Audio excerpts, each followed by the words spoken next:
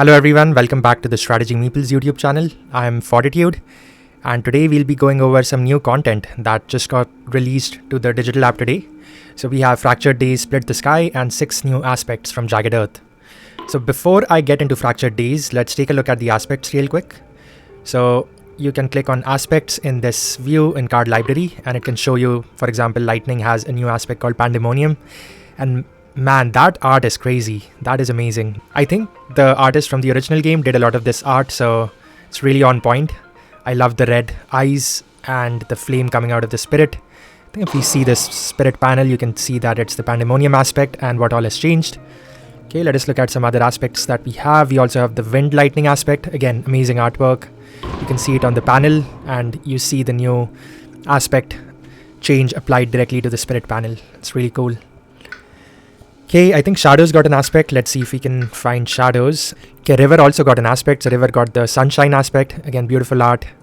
So we actually lose a power card with River's aspect, and we gain the special rule, Boon of Sunshine's Promise.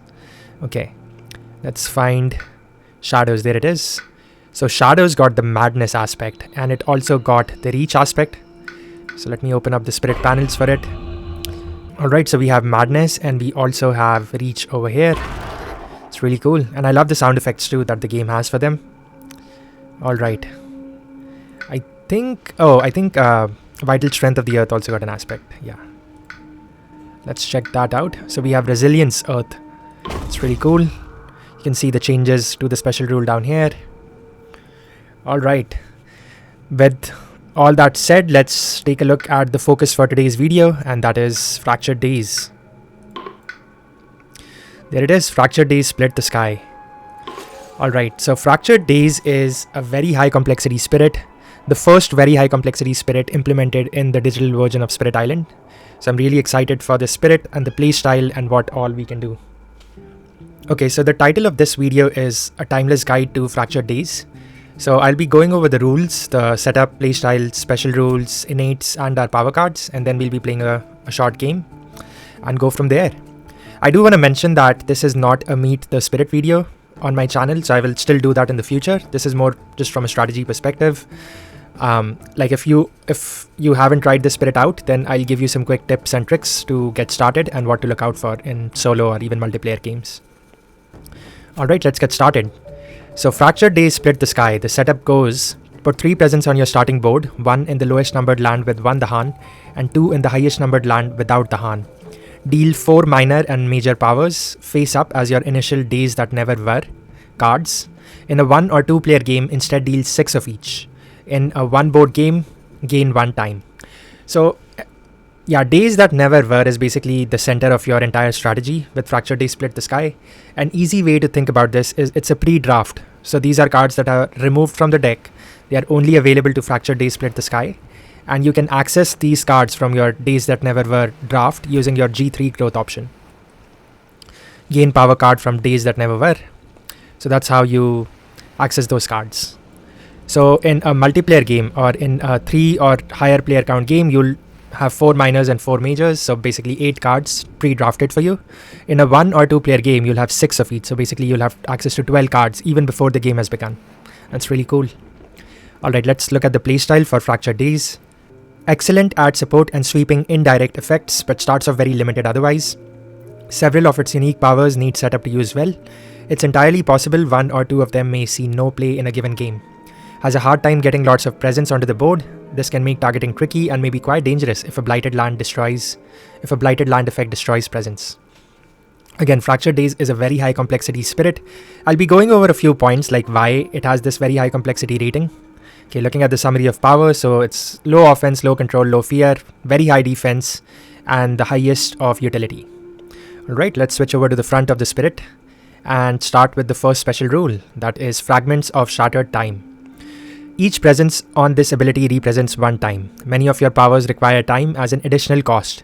Spend it when you resolve the power, not when you play it. When you gain 1 time, put 1 of your presents here from your presence tracks, or optionally the island. When you spend 1 time, return it to a presence track, or if you have no free spaces, destroy it. Okay, so what does this mean? What do they mean when they say gain time or spend time? Basically, the presence on your track is regarded as time. So it's an additional resource that you can use to pay for repeats with our left innate. Our power cards have time requirements on some of them, like Blur can also be repeated in the same land if we spend one time. So basically what will end up happening is whenever you gain time, instead of putting the presence from the track on the island, you basically just put it on the spirit panel.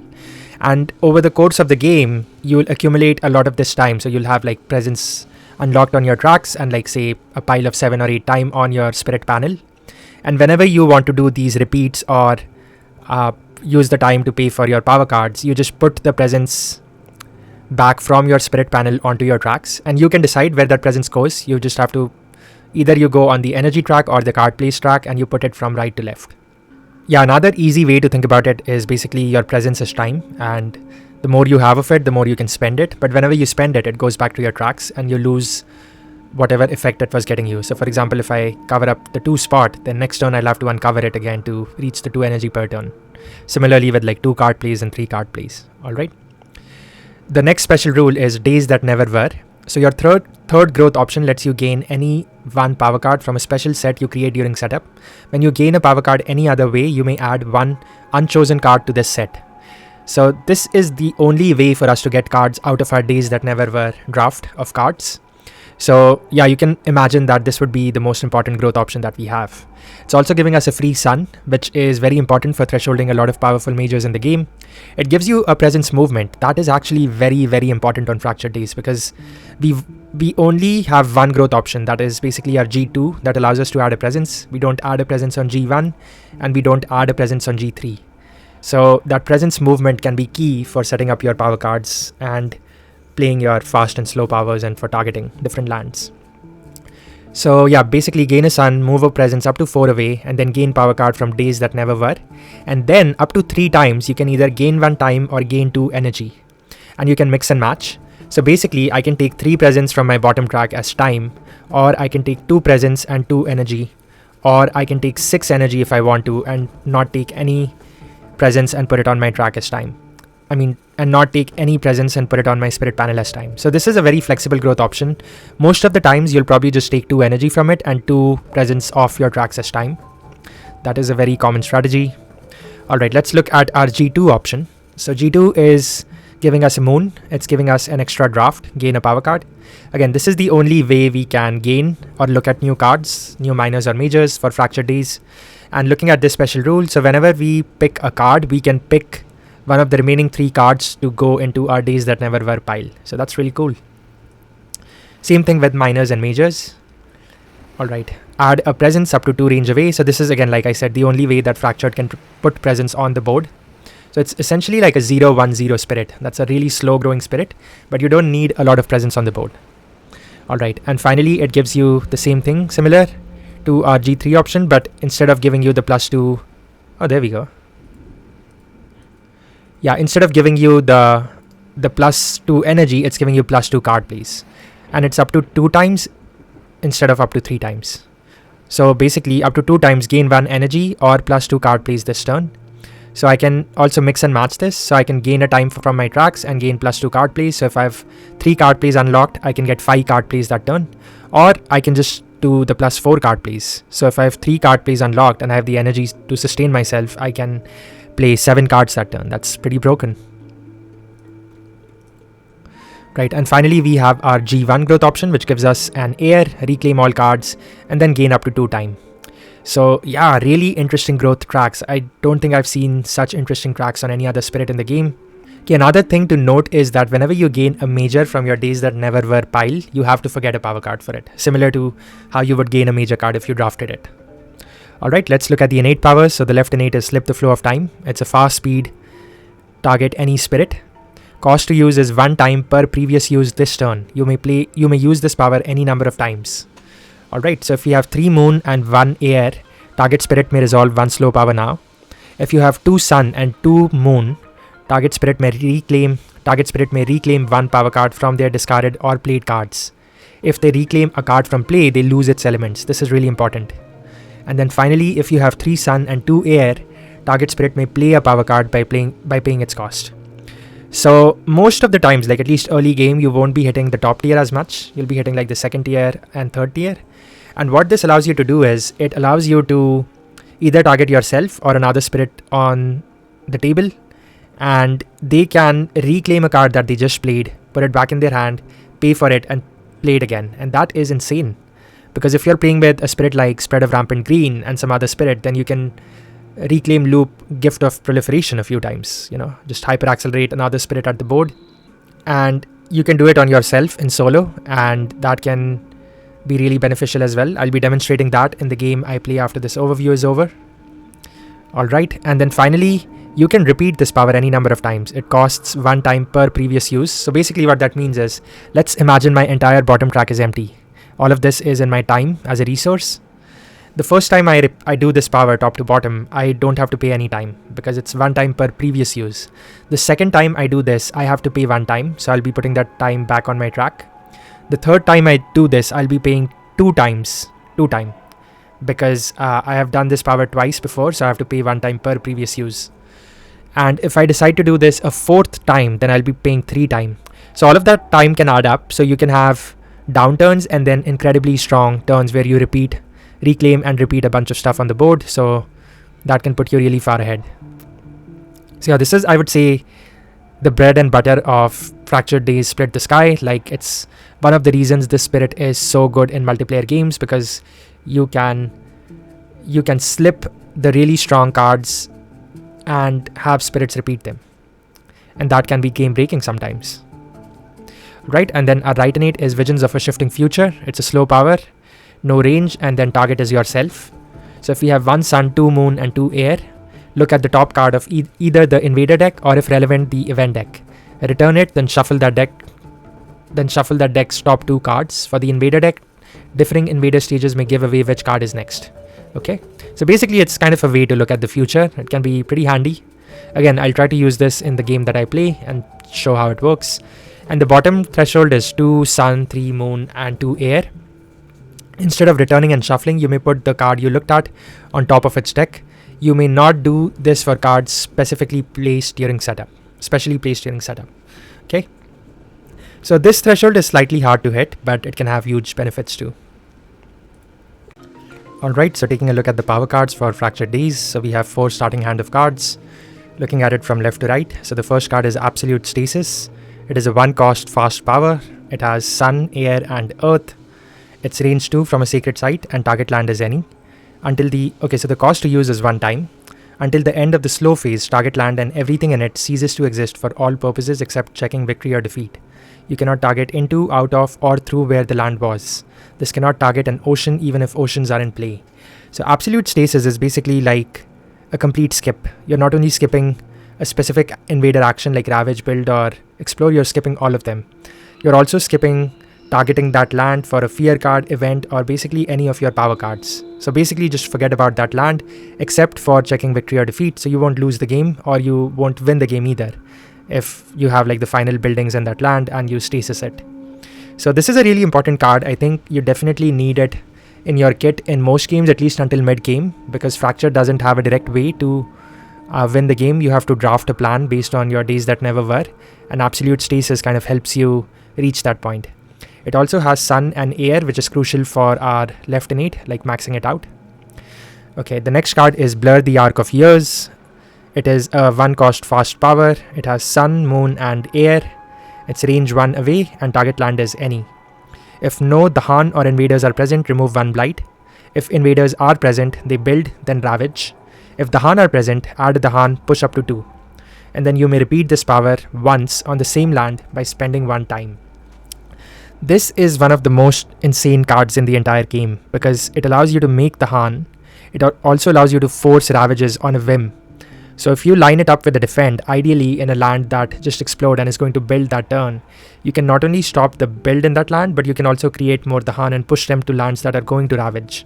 And then you can slip your defend and play your defend again in the ravaging land. So depending on what I draft, I'll try to showcase this in the game that I play, but this card is the strongest tools in your kit. So always keep an eye out on what plays you can do with Blur. If you get a good defend, like this card alone can carry the entire game for you. Alright, the next card is Pour Time Sideways, which is a 1-cost fast power. It has moon, air, and water. Cost to use is 3 time. move one of your presence to a different land with your presence on the board moved from. During invader phase, resolve invader and each board or each land actions one fewer times. On the board move 2, during the invader phase, resolve invader and each board or each land actions one more time. This is a very tricky card. I have never used it in my games. Most of the times it's the card that I will forget for a major. I think the cost to use 3 times, it's kind of high. It would still be fine if you pay for it, but you have to do a lot of planning for this card. It's basically a board skip, but you'll have to do the effects an extra time on another board. So yeah, you definitely need to play with a spirit that is comfortable with taking all those additional effects that come from the each board or each land. So yeah, most of the times you'll just forget it if you get a good major, and the times that you do end up using it, it'll require a lot of planning and coordination with your team. Okay, the final card is the Past Returns again. It is a 0 cost fast power. It has Sun and Moon. It has no range and no target lands. Cost to use is N time, and spirits jointly pay N energy, where N is the number of players. Swap the top card of the invader deck with a card in the invader discard that is within one invader stage of it. The discarded card stays face down. The card going onto the deck turns face down. You can't swap cards that don't exist. So this is a way to basically, like, cards in the discard can go on top of the invader deck. You're basically like swapping them, so you kind of know what card is coming up again. So it can be useful, but I wouldn't say it's that game breaking. The biggest utility out of the Past Returns again is that it gives you great elements at 0 cost. So it gives you a Sun and a Moon. Another thing I forgot to mention is Blur has like the perfect elements for your Slip the Flow of Time Innate. So this is a card that you never want to forget. Past Returns again, like unless you draft really on element, this is a card you'll want to hold on to. In Absolute Stasis, you definitely want to hold on to at least till mid game, I would say, most of the times, to get out of tricky situations. But otherwise, again, you can draft another card and then replace this. I think that's all there is to Fractured. We'll go over some strategy as we play the game, but this was the high level overview. I will be doing some games with Red Revenge in the future, with Fractured Days and some other spirits in a multiplayer setting to show how Fractured can impact those games as well. And yeah, let's get into the game. Alright, so I've pulled up a game against Prussia level 4. So I'm not playing against level 6 in this video. I will be playing against every level 6 adversary with Fractured Days as part of my world tour, so stay tuned for that. But yeah, this is more of a teaching game, so I'll be keeping it a little lightweight. And then we'll be playing with all the expansions and events. Alright, let's get into it.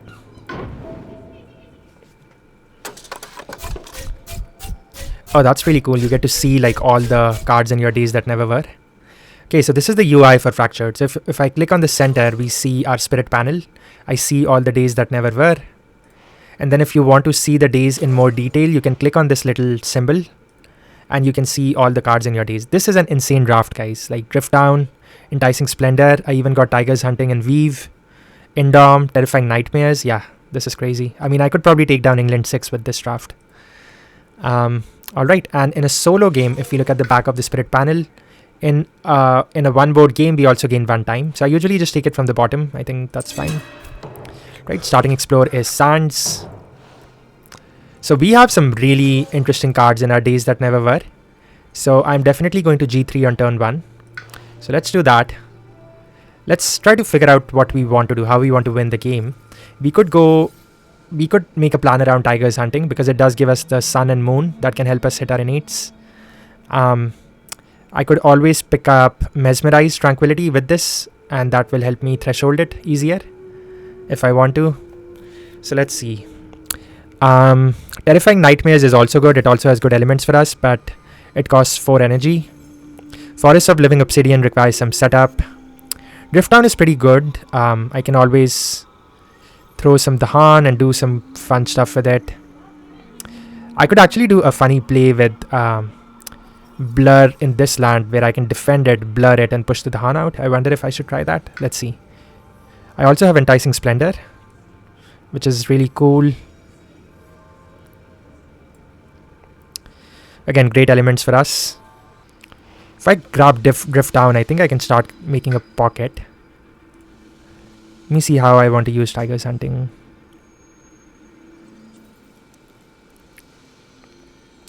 Alright, let's just go with a defensive plan. So I will go ahead and grab Drift down, which is 0 cost. I will move a presence.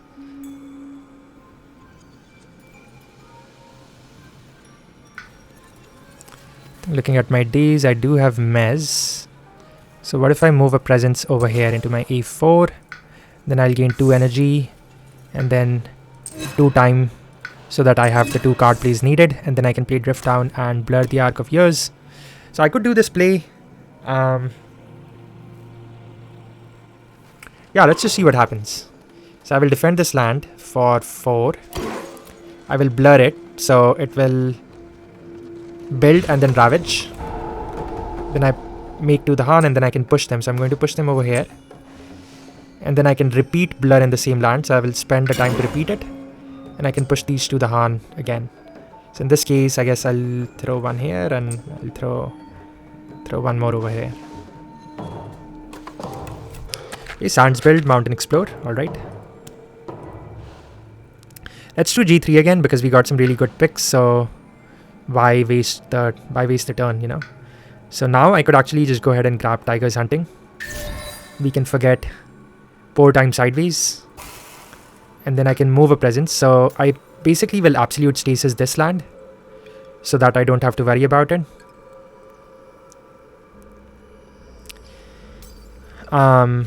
And we can move it like this so that we have a sacred site there. And I will gain 2 more energy and then I'll gain some more time. I think I'll do it like this. So I can play Absolute Stasis and Tiger's Hunting now. Unfortunately, I don't quite hit the final tier. Oh, you know what? What I could do is go back.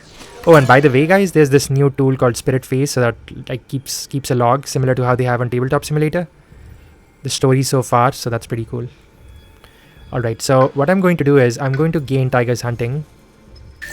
To forget Pour Time Sideways, move a presence, let's move it here. And then I'm going to gain 3 time. And I'll show you why that will matter in a second. Now I can play all of these 3 cards. I'm at 0 energy, but... Oh, I don't get the final threshold. Okay, never mind. I think I'll go back to the old play then. Where we'll gain 2 time and 2 energy. I think that's still good. Tiger's Hunting and Stasis, alright. So what we can do is we can Absolute Stasis this guy. And I can Tiger's Hunting this guy because I need to target one away from a jungle. And I could Reclaim Loop this if I want to next turn to deal with it. So I'll gather a beast. If I push it here, I could rely on beast damage or something. Oh, I cannot target this land with Tiger's Hunting, right? Yeah. Just push it here. Okay, and then add a beast to land without... I'll just throw it here so that it's easy for me to access if I want to. And I can gather some Dahan here. Like that. Sands, mountains build, mountains and wetlands explore, alright.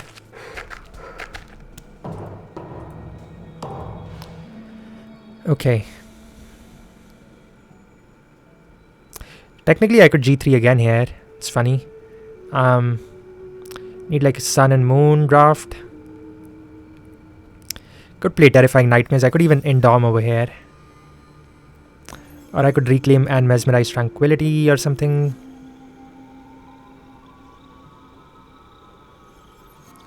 Like if I join these two lands. Yeah, let's do it. Let's see how it goes. This land is an issue, but I think we'll just take a blight there. Let's gain a power. Let's gain Mez. Move a presence. I'll move this guy over here. I will gain 2 energy. Gain a time from top track, and I'll gain a time from top track. Then we can play both these guys. Technically, I don't need to play past returns here. Oh, wait. Yeah, I was thinking I have Weave. I don't have Weave. Never mind. Yeah, let's just reclaim this turn. I think that's fine. Go full bottom track for time. And can play Tiger's Hunting. That should be able to deal with this land. Can play Past Returns. Trying to think.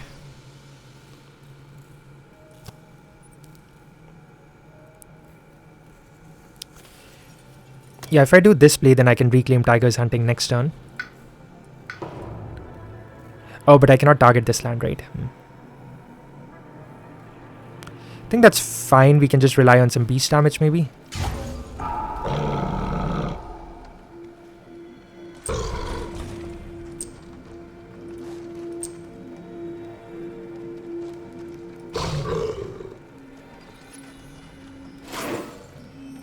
I will go ahead and reclaim Past Returns here, actually.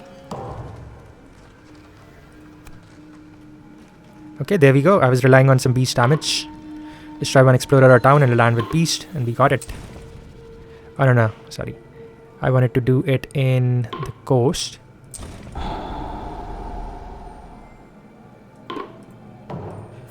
And from a land where it is the only invader, so sure, let's create a pocket on the coast. We build in the wetlands and explorers the coast. Right, so let's see if we can get a big turn. So I could go top track.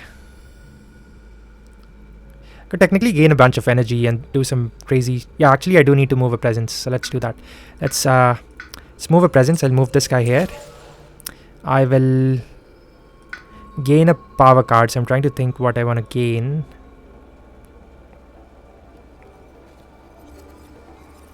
Weave can do some funny stuff. I think I'll just probably gain Enticing Splendor. And then we gain energy, gain a time. We can play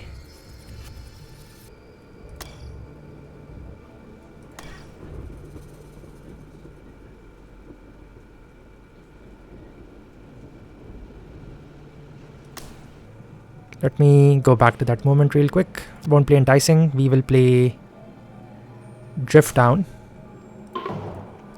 So the first slip we will use is to get back Tiger's Hunting. We'll play Tiger's Hunting over here.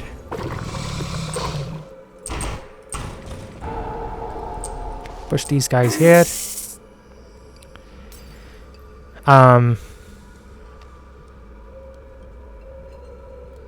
I will slip again. Skip, reclaim Tiger's Hunting and play Tiger's Hunting. I will do it here. Gather 2 damage. I can push both of them over here. Then I will defend this for 4. Blur it. It's completely cleared out. 3, 4, 5. I think if we get like the Hand Defender or something, we'll be really far ahead here. Now, how much time do we have to spend? Yeah, actually spend time to repeat. Throw everything in there. And then I can still repeat something if I want to. 3, 4, 5, 6. 3, 4, 5. So this land should be wiped out, and then I just need to deal with this land. So if I do another slip, I'll have to give up 2 presents, but I can reclaim like Tiger's Hunting or something. Especially with Enticing Splendor. Yeah, I think I'll do that. Skip, and I'll reclaim Tiger's Hunting, and hopefully that can get us pretty close to a win. We'll see. Do I want to play Enticing Splendor though? No, I don't think I want to. Okay. We won't use Past Returns. Finish anyways. Each piece deals 2 damage. That is win for us. So I guess we will add it here. And then choose for me. Everything is gone. It's a completely empty board. So I kind of showed like how we use the defend, drift down. I also showed how we can use Tiger's Hunting to create a pocket and repeat, slip Tiger's Hunting back into our hand and do some crazy stuff with it. And this was only Prussia level 4. I think, again, like I said in my World Tour series, I'll be playing against level 6. All the adversaries in the game with Fractured Days. This is just to give you all a rough idea of how this spirit plays and how the days that never were work and how you should, just think about future turns with the spirit. But yeah, really fun game. Really excited for this new spirit to be available in the digital app. I'm sure there's players who really enjoy playing this spirit in the Discord server. I mean, a lot of the multiplayer games that I've played on Tabletop Simulator, like half those games, somebody is playing Fractured Days at the table. So yeah, incredibly strong spirit. I think one of the strongest spirits in the game if you know how to play it efficiently. You really need to plan out your turns way in advance, and you need to have a good understanding of the game and the different interactions between the cards and the adversary you're playing to get the most out of this spirit. And I think that is the reason that it is very high complexity. But I mean, yeah, it's a lot of fun. Just go at it, keep practicing, and if you haven't picked the spirit up yet, I highly encourage you to. I'll be having more videos on my channel. I'm sure other people will also be posting more content. I'm sure Red Revenge will do more games with this spirit as well. So yeah, if you liked this video, then please leave a like and subscribe, and I will see you all in the next video. Bye.